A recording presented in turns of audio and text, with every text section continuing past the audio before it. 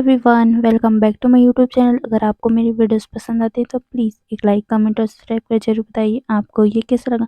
तो चलिए हम आज की वीडियो को स्टार्ट करते हैं। तो पिछले पार्ट में हमने देखा था हमारे वांग जी को वैन रूहान ने किडनैप कर लिया था, जिसके बाद हमारे विंग ने उसे बचा लिया था और वांग जी ने अपने हाथों से वैन रूहान के गले पर वार कर दिया था, जिसके कारण उसके हाथों में पूरा खून खून हो गया था। वांग जी जब अपने हाथों में खून देख रहा था वो शॉक में था। अगर नॉर्मल किसी इंसान के हाथों में खून लगे, वो डिप्रेस तो हो ही जाता है ना, और उसके हाथों से खून हो जाए तब तो और भी ज़्यादा। वांग जी के हाथ काँप रहे थे। वो वहीं पर अपने घुटनों पे मतलब घुटनों को पकड़ के बैठ गया था। वहीं विंग विंग वेंजुलियो के साथ लड़ाई कर रहा था, पर तभी अचानक से वेंजुलियो के ऊपर किसी ने शूट कर दिया, जिसे देखकर फिर से वांग जी डर गया। और वहीं विंग जब देखता है कि किसने शूट किया, वहां पर शुयांग था। शुयांग विंग की तरफ आते हुए बोलता है, विंग तुम पागल हो गए हो, कैसे तुम इतनी खतरनाक जगह अकेले आ सकते हो।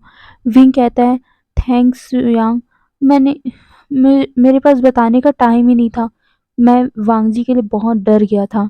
तभी शुयांग कहता है, तुम ना सच में पागल हो, तुम एक छोटा सा मैसेज किए मुझे फोन नहीं कर सकते थे। विंग कहता है, आई एम सॉरी पर मेरे पास टाइम नहीं था शुयांग। शुयांग कहता है, अगर मैं उस टाइम मैसेज को पढ़ता नहीं, मैं अगर किसी काम में बिजी होता तो तुम्हारे साथ क्या होता तुम्हें पता भी है। विंग कहता है, शुयांग उस टाइम मेरे पास सच में टाइम नहीं था, इसीलिए मैंने तुम्हें सिर्फ मैसेज कर दिया।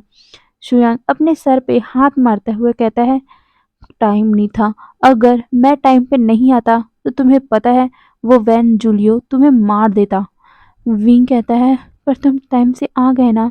शुयांग एक साय करते हुए अपना सर नोट करता है, और जो पीछे में पुलिस ऑफिसर थे उन्हें सबको उठा के ले जाने के लिए बोल देते हैं। कुछ गार्ड तो पकड़ में आ गए थे और कुछ गार्ड को तो विंग ने मार दिया था, और वहीं वैन जूलियो को भी शुयांग ने मार दिया था। और तभी शुयांग पूछता है, वैसे वैन रूहान कहाँ है। वैन रूहान के नाम सुनते ही ना उनको याद आता है कि हाँ, वैन रूहान तो वांग जी के साथ था ना। ये सोचते हुए वो दूसरी तरफ देखता है जहाँ पर वो दोनों लड़ाई कर रहे थे। जैसे ही विंग ने देखा, उसको ना बहुत बड़ा झटका लगा।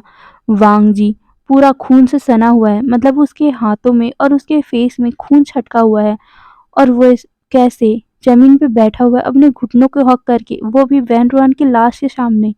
वांग विंग को पता चल रहा था कि वांग जी कितना ज़्यादा डरा हुआ है। वो सीधा भागकर वांग जी के पास आता है।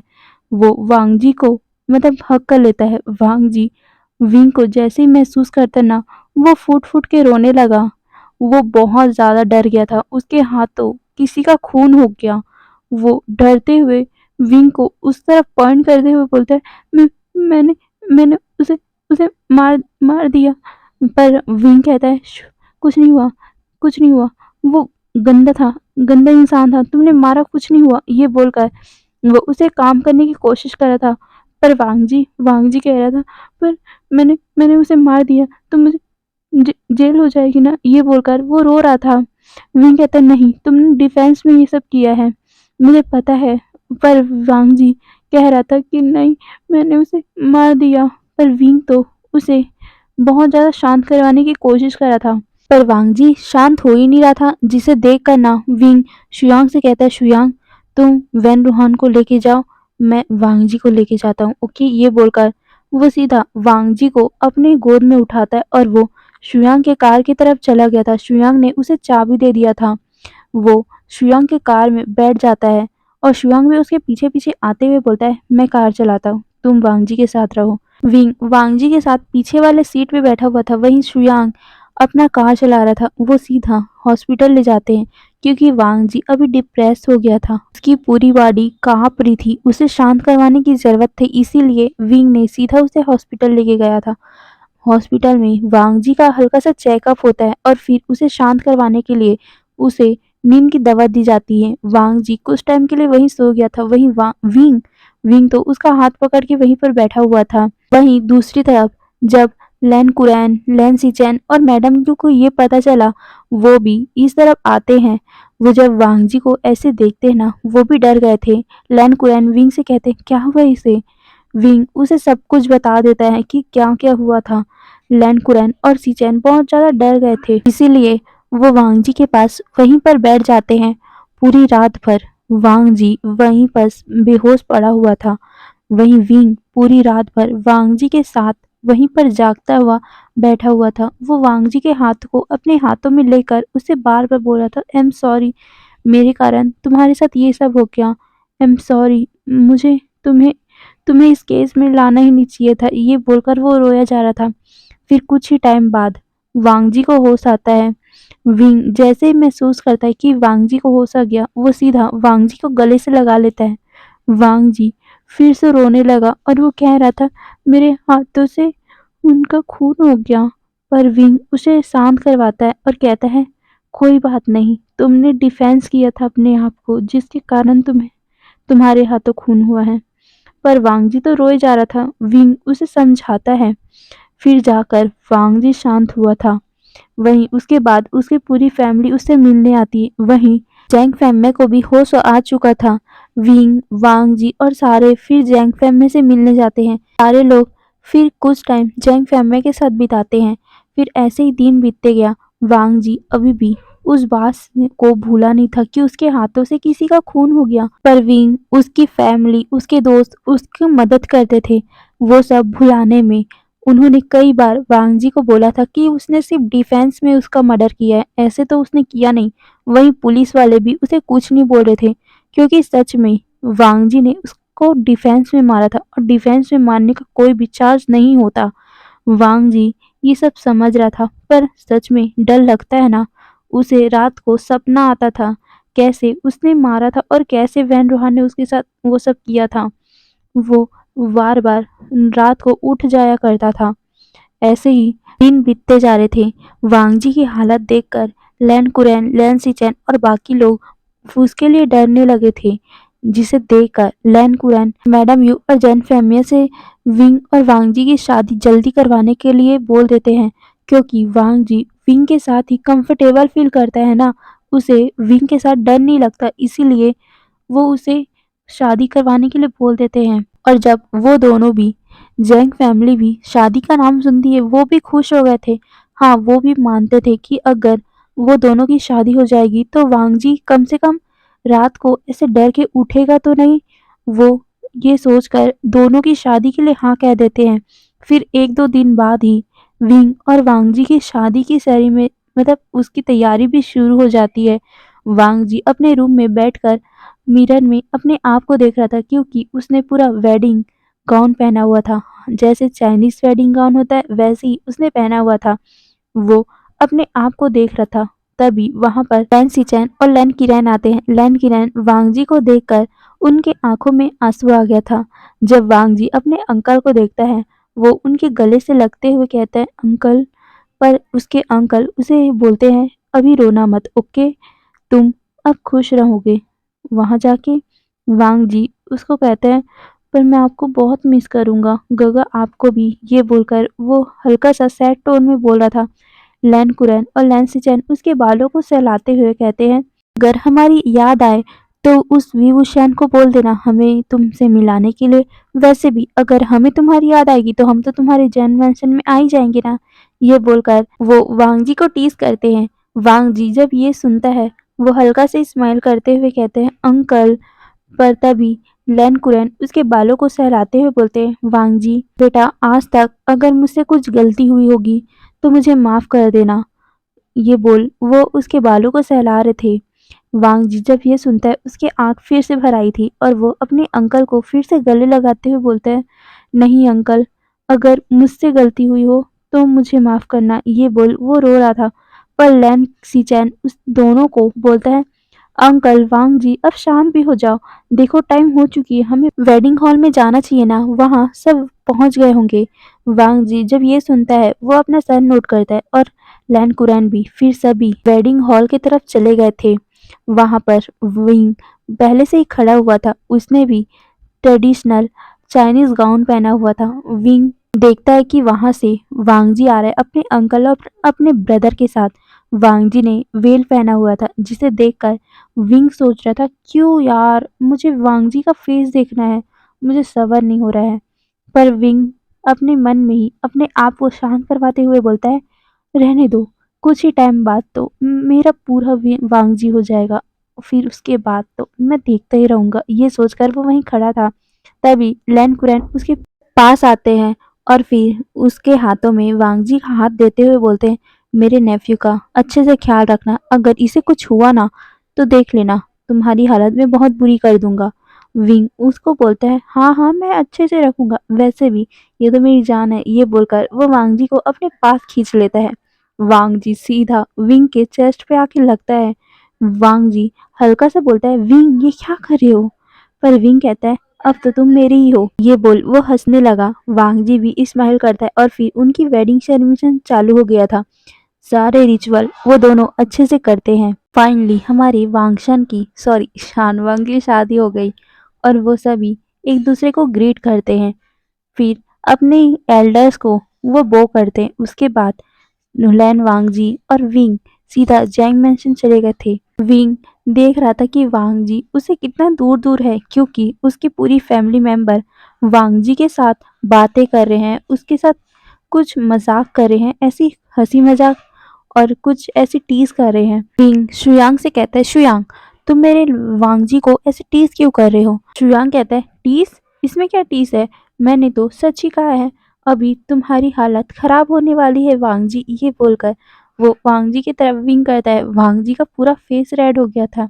विंग उसे बोलता है, तो तुम्हें क्या लेना देना है, तुम अपना जाके ध्यान दो अपने वाले में, मैं अपने वाले में ध्यान दूंगा और मेरे वाले का हालत क्या होगा मैं उसे देख लूंगा, ओके। ये बोलकर वो सीधा वांगजी का कमर पकड़ के ऊपर की ओर जाने लगा।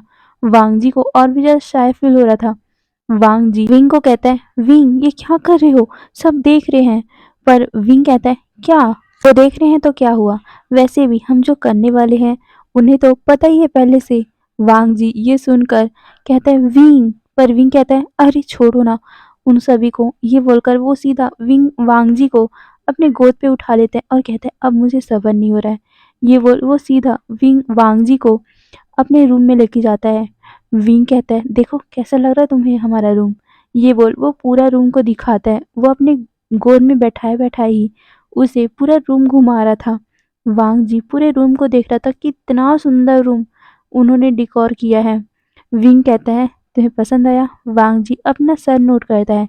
विंग कहता है, रुको। ये बोलकर उसने सीधा विंग वांग जी को बेड पर बिठाता है और फिर वो गेट को लगा देता है। वांग जी उन सभी को देख रहा था। विंग कहता है, तो अब चलो स्टार्ट करें। ये बोलकर वो धीरे धीरे अपने कपड़े को उतारने लगा था। वांग जी देख रहा था कि विंग क्या कर रहा है। वो और भी ज्यादा शाय फील कर रहा था। विंग कहता है, अरे क्या हुआ, तुम्हें शाय फील हो रहा है? वांग जी अपना सर दूसरी तरफ मोड़ लेता है। पर विंग उसके ऊपर आते हुए बोलता है, लैंजैन इतना शाय फील मत करो, वैसे भी हमने तो कई बार ये सब किया है ना। पर लैंजैन को और भी ज्यादा शाय फील हो रहा था।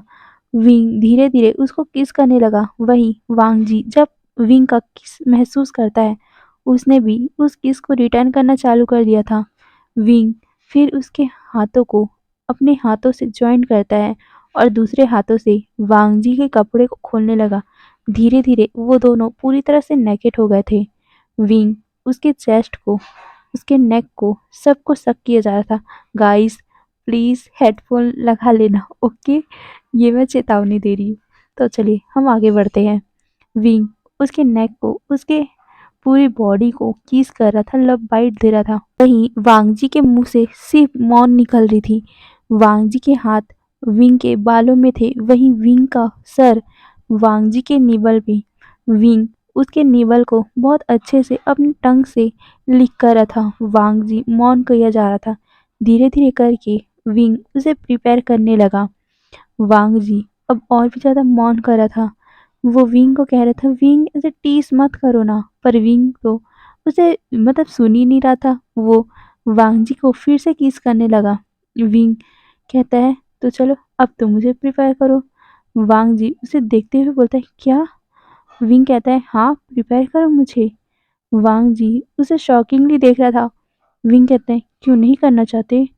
विंग की बात सुनकर वांग जी शॉक होकर थोड़ा ब्लश भी हो गया था। विंग कहता है, ठीक है तुम नहीं करना चाहते तो। ये बोलकर वो उठ रहा था। पर वांग जी उसे लेटाते हुए उसके ऊपर आ गया और कहता है, मैं ट्राई करता हूँ। ये बोलकर वो फिर उसके ऊपर से उसको पूरा लिक करने लगा, उसको किस करने लगा और फिर अपने मुंह से उसे प्रिपेयर करने लगा।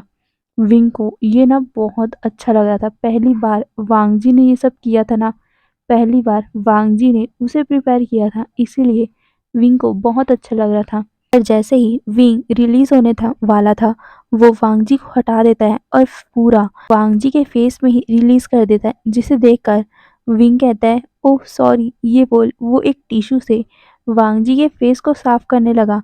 वांग जी कहता है, कोई बात नहीं। ये बोल वो अपने हाथों से उसे साफ करने लगा। पर जैसे ही विंग ने उसके आंखों को और उसके फेस को देखा ना, वो कहता है, ब्यूटीफुल। ये बोल वो फिर से उसके ऊपर आ गया और कहता है, तुम मुझे सेड्यूस कर रहे हो। ये बोल वो उसे फिर से नेक पे किस करने लगा, उसके होठों पे किस करने लगा और उसको मतलब उसके पैरों को फैलाते हुए बोलता है, अब मैं नहीं रुकूंगा, आज तो तुम्हारी खैर नहीं। ये बोल उसने एक बार में ही अपनी पूरी लेंथ वांगजी के अंदर डाल दी, जिसके कारण वांगजी की चीख इतनी जोर से निकली ना, बाहर जितने भी लोग हॉल में बैठे हुए थे उन्हें पूरी वांगजी की चीख सुनाई दे दी थी। वांगजी की चीख सुनकर शुयांग अपने मुंह में हाथ रख के बोलता है, ओ माय गॉड। वी भाई तो बेचारे के ऊपर तरस ही नहीं खाएंगे। ये बोलकर वो हंसने लगा। वहीं जैंग चैंग और बाकी लोग भी हंस रहे थे। मैडम यू और जैंग फैमिया तो अपना मतलब शर्माते हुए अपने रूम में चले गए थे। वहीं धीरे धीरे करके सारे लोग भी अपने अपने घर, और वहीं जैंग चैंग अपनी वाइफ के साथ मतलब वैनकिंग के साथ रूम में चला गया था। हाँ, हमारी जैंग चैंग और वैनकिंग की शादी हो गई थी हमारे वांग जी और विंग के साथ ही। तो वो दोनों भी अपने रूम में थे, हमारा वांगशन भी अपने रूम में था, सॉरी सान वांग। हमारा विंग वांग जी के ऊपर कोई भी तरस नहीं खा रहा था। वो तो वांग जी के साथ बहुत वाइल्डली इंटीमेट हुआ जा रहा था। वही वांग जी बहुत ज्यादा चीख रहा था। वो अपने नेक को मतलब अपने नाखूनों को विंग के बैक पे गड़ाया जा रहा था। वो चीखते हुए बोल रहा था, प्लीज स्लो करो। पर विंग तो आज स्लो कर ही नहीं रहा था। वो बार बार बोल रहा था, तुम्हारी ये सजा है, तुमने मुझे इतने दिनों तक रोक के रखा था ना, तो आज इतने दिनों का पनिशमेंट एक दिन में ही। ये बोलते हुए वो और भी ज्यादा हार्ड हो रहा था। पूरी रात भर उसने कितने पोजीशन बदले, कितने बार उसने उसके साथ राउंड किए थे, वांगजी को पता भी नहीं, क्योंकि वांगजी तो बेहोश हो गया था। कई बार विंग ने उसकी बेहोशी में भी किया था। वांगजी जैसे ही होश में आता वो उसके साथ इंटीमेट हुआ होता था। उसे दिख रहा था कि विंग कितना ज़्यादा पागल है। उसके लिए वो स्माइल करता है। आज पहली बार उसे रात में कोई भी बुरा सपना नहीं आया था। वांग जी उसको हक करके वहीं सो गया था। उसे पता भी नहीं चला कि कितने बज चुके हैं। वांग जी और विंग दोनों लेटे हुए थे। जैसे ही वांग जी की नींद खुलती है, उसकी पूरी बॉडी में दर्द हो रहा था। वांग जी उठने की कोशिश करते हुए बोलता है, ओह ये विंग कितना ज़्यादा बीस्ट है, मुझे कितना दर्द हो रहा है। ये बोलते हुए वो उठता है और फिर फ्रेश होकर बाहर आता है। वो देखता है कि विंग अभी भी सो रहा है। वो जाकर बेडरूम का जो खिड़की था वहां से पर्दे हटाता है। वो देखता क्या है, अभी दोपहर हो चुकी है, या बोलूं दोपहर से भी ज्यादा हो चुका है। वांग जी ये देखकर शॉक में पड़ गया। वो दोनों तो रात को ये सब मतलब रात को सोए थे ना, तो दोपहर कितनी जल्दी हो गया। वो विंग की तरफ देखते हुए बोलता है, क्या हम इतना टाइम लगा लिए, अब तो मुझे बाहर जाने में शर्म आ रही है। ये बोलकर वो विंग को देख रहा था। विंग धीरे धीरे अपनी आंखें खो रहा था, क्योंकि पर्दा खुलते ही उसकी पूरी रोशनी विंग के फेस में आ रही थी ना, इसीलिए विंग उठते हुए बोलता है, लैंजन पर्दा लगाओ ना, मुझे सोना है। मैंने पूरी रात भर मेहनत की है, मुझे सोना है, अभी सोने दो। पर वांग जी उसके पास आते हुए बोलता है, कितना सोओगे, दोपहर से ज्यादा हो चुका है। विंग कहता है, थोड़ा देर और। वांग जी कहता है, पूरी दोपहर सो जाओगे तो रात को क्या सोओगे। विंग कहता है, रात को कौन सोएगा जब हमारी शादी हो गई है। वांग जी ये सुनकर उसके ऊपर पिलो फेंकता है। विंग उसे कैच करते हुए बोलता है, क्या मैंने सही तो कहा, हमारी शादी हो गई है तो रात को सोएगा कौन। ये बोल वो उस पिलो को हटाता है और वांगजी को अपने पास खींच लिया। वांग जी उसे बोलता है, विंग हटो यहाँ से। ये बोल वो उठने की कोशिश करता है, फिर से उसकी कमर में फिर से दर्द हो गया। विंग कहता है, विंग प्लीज ना छोड़ो ना। ये बोल वो उठ रहा था, पर विंग फिर से उसके ऊपर आकर उसके नेक को फिर से सक करने लगा। वांग जी बोल रहा था, हटो विंग, प्लीज हटो, पर विंग तो हट ही नहीं रहा था। इसीलिए वांग जी जोरदार का उसे धक्का देते और वो उठकर सीधा बाहर की ओर भागने लगा। विंग जैसे ही उसे बोलता है कि वांग जी, अगर तुम वहां गए तो फेस कैसे करोगे उन लोगों को। ये सुनते ही ना वांग जी का कदम वहीं पर रुक गया। वो पीछे मुड़ के देखता है, विंग हंसते हुए बेड पर लेटा हुआ था और वो कह रहा था कि मैं तो अपने मॉम डैड को फेस कर लूंगा क्योंकि मैं सेमलेस हूँ, पर तुम कैसे फेस करोगे। ये बोलकर वो टीज कर रहा था वांग जी को। वांग जी ये सुनकर और भी ज्यादा ब्लश कर रहा था कि सच में वो कैसे ये सब फेस करेगा। उनको सबको पता है कि हमने रात को क्या किया होगा और दोपहर हो चुकी है, मतलब कि इतना हाँ, कैसे, ये सोचते हुए वांग जी विंग को देख रहा था और वो धीरे से आकर विंग के पास ही बैठ गया और कह रहा था, विंग कैसे पार जाऊंगा मैं। वांग जी को देखते हुए विंग कहता है, तो मत जा, हम एक और राउंड कर लेते हैं। पर वांग जी कहता है, चुप रहो, मुझे बहुत ज्यादा एम्बेरसमेंट फील हो रही है। विंग उसकी बात सुनकर हंसता है और कहता है, कोई बात नहीं, मैं नहा के आता हूँ, फिर बाहर चलते हैं। ये बोल वो दोनों, मतलब विंग नहाता है और फिर वो बाहर जाते हैं। बाहर सारे बैठे हुए थे। जैसे ही जैंग जैंग ने विंग को देखा, वो बोलता है, तुम दोनों अभी आ रहे हो। विंग कहता है, तो दोनों शादीशुदा हैं, तो इतना लेट तो बनता है पहली रात में। ये बोलकर वो विंग करता है। वांग जी जब ये सुनता है, वो पीछे से विंग को चिमटी काट देता है, जिसके कारण विंग बोलता है, लेनजन क्या कर रहे हो। लेनजन अपने धीरे से आवाज में कहता है, पागल जैसी बातें मत करो। विंग कहता है, क्या मैंने सच ही तो कहा। तभी जैंग जैंग अपनी आई रोल करते हुए बोलता है, चुपचाप बैठो, खाना खा लो, तुमने सुबह का ब्रेकफास्ट भी नहीं किया, ना फिर लंच किया है। विंग कहता है, और तुमने किया है। जैंग जैंग बोलता है, मैंने लंच किया है। विंग कहता है, और ब्रेकफास्ट। विंग जब ये बोलता है, जैंग जैंग कहता है, वो मॉम ने हमारे रूम में पहले ही भिजवा दिया था, या बोलूं तुम्हारे रूम में भी, पर तुम दोनों ने खोला नहीं। ये बोलकर वो उन दोनों की तरफ देख रहा था। जब वैन किंग जैंग जैंग की ये सब बातें सुनती है ना, वो भी जैंग जैंग को एक चिमटी काट देती है, जिसके कारण जैंग जैंग चुप हो गया। विंग कहता है, अच्छा है, तुम्हें शांत करवाने के लिए कोई आ गया। ये बोल वो भी हंसने लगा। ऐसे ही लवली डवली होते हुए दिन बीतते गए और शायद मंथ भी। वांग जी एक दिन उल्टी करने लगा और सबको पता चल गया कि वांग जी प्रेग्नेंट है। ये सुनते ही ना वहाँ सबके फेस में एक स्माइल आ गया था, क्योंकि जैंग फैमिली में पहला हायर आने वाला है। हाँ, जैंग चैंग और वैन किंग अभी बच्चा प्लान नहीं कर रहे, क्योंकि जैंग चैंग और वैन किंग दोनों पुलिस ऑफिसर है, उन्हें काम भी तो करना होगा ना। इसीलिए वैन किंग ने सोचा था कि वो 1-2 साल के बाद ये सब देखेंगे, पर विंग ने तो वांग जी को पहले ही प्रेग्नेंट कर दिया, जिस खुशी में वहाँ पार्टी भी हो रही थी। वांग जी अपने कॉलेज के चलते हुए ही बेबी को, एक बेबी बॉय को पैदा करता है, जिसके नाम वो युवान रखते हैं। ऐसे ही हमारा हैप्पी सा एंडिंग हो गया हमारे ब्यूटीफुल डेस्टिनी का। ओके, तो आज के लिए बाय बाय, और हम न्यू एफएफ में मिलेंगे एक न्यू दिन के साथ।